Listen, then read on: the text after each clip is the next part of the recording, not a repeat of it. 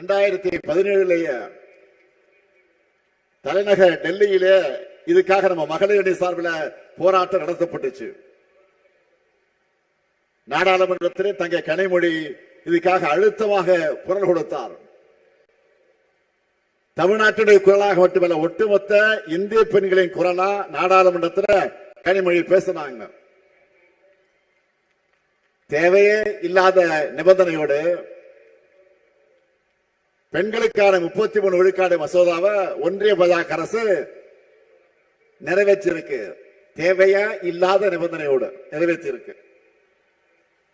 அது எப்போ நடைமுறைக்கு வரும் சொல்ல முடியாத நிலைதான் இருக்கு இன்றைக்கு. இது எதை காட்டுது?